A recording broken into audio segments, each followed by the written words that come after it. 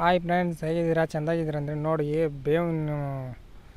ಬೇವಿನ ಮರ ಇದು 2ನೇ ಸತಿ ಕೊಡ್ತಾಯಿದ್ದೀನಿ. ಆರೋಗ್ಯದ ಬಗ್ಗೆ ಏನೇ ಸಮಸ್ಯೆ ಇರಲಿ ಖಂಡಿತವಾಗ್ಲೂ 100% ರಿಸಲ್ಟ್ ಬರ್ತದೆ. ನೋಡಿ, ಇದು ಸೊಪ್ಪು ಆಯ್ತಲ್ಲ, ನೋಡಿ ಈ ಥರ ಸೊಪ್ಪು.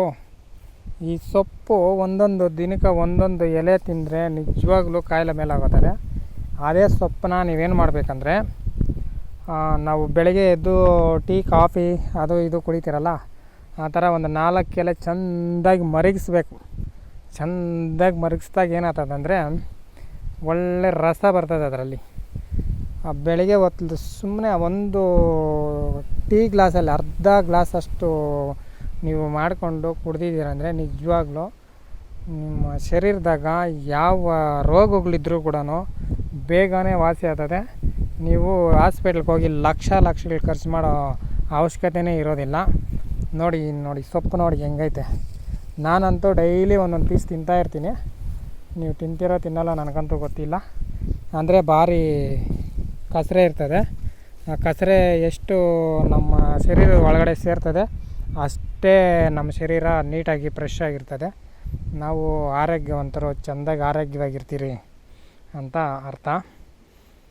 ನೋಡಿ, ನಿಮ್ಗಾಗಿ ನೀವು ಮಾಡ್ಕೊಳ್ಬೇಕು ಅಂತ ನಾನು ತೋರಿಸ್ತಾಯಿದ್ದೀನಿ. ನಾನು ಆಲ್ರೆಡಿ ಏನೇನು ರೆಮಿಡಿಗಳು ಕೊಟ್ಟಿದ್ದೀನೋ ಪ್ರತಿಯೊಂದೂ ಉಪಯೋಗಿಸಿದ ಮೇಲೆ ನೋಡಿ, ಈ ಥರ ಚಿಗುರುಗಳು ಕಿತ್ಕೊಬೇಕು.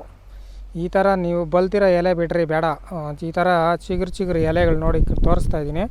ಚಿಗುರು ಎಲೆಗಳು ಕಿತ್ಕೊಂಡು ದಿನ ಒಂದೊಂದು ಎಲೆ ತಿಂದರೆ ಕೂಡ ಎಷ್ಟೋ ಆರೋಗ್ಯ ಬಂದುಬಿಡ್ತದೆ.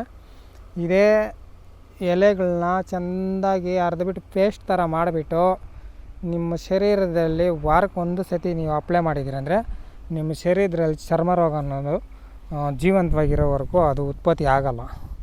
ಅಲ್ಲೇ ಸಾಯಿಸಾಗ್ತದೆ, ಸುಟ್ಟು ಬೂದಿ ಮಾಡಾಗ್ತದೆ. ಆಯಿತಾ? ನೋಡಿ, ರಿಯಲಾಗಿ ಎಲ್ಲ ತೋರಿಸ್ತಾಯಿದ್ದೀನಿ. ನೀವು ಹೊಟ್ಟೆಗೆ ತಿನ್ನಬೇಕಾಗಿರೋದು ನೋಡಿ, ಇಂಥ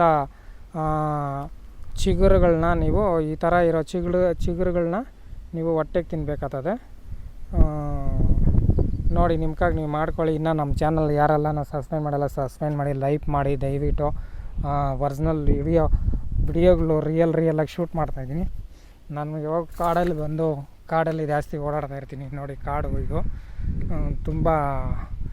ಆಮೇಲೆ ಇನ್ನು ಇಲ್ಲಿ ಕೆಲವು ಮರಗಳೈತೆ, ಅದರೆಲ್ಲ ತೋರಿಸ್ತೀನಿ ನಾನು ಏನು ಮಾಡ್ಕೊಳ್ಬೇಕಂತ. ನಿಮ್ಗಾಗಿ ನೀವು ಮಾಡ್ಕೊಳ್ಬೇಕು ಅಂತ ನಾನು ಕೇಳ್ಕೊತಾ ಇದ್ದೀನಿ. ಫ್ರೆಂಡ್ಸ್, ಪ್ಲೀಸ್ ಲೈಕ್ ಕೊಡಿ, ನಿಮ್ಮ ಫ್ರೆಂಡ್ಗೆಲ್ಲ ಶೇರ್ ಮಾಡಿ. ಯಾರ್ಯಾರಿಗೆ ಇನ್ನೂ ಗೊತ್ತಿಲ್ಲದಿರೋ ಇರ್ತದೆ ಅವ್ರಿಗೆಲ್ಲ ಶೇರ್ ಮಾಡಿ. ಯಾರು ಆರೋಗ್ಯದ ಸಮಸ್ಯೆಗಳಿಂದ ನರಳ್ತಾ ಇದ್ದಾರೆ ಅವ್ರಿಗೆಲ್ಲ ಶೇರ್ ಮಾಡಿ ಪ್ಲೀಸ್.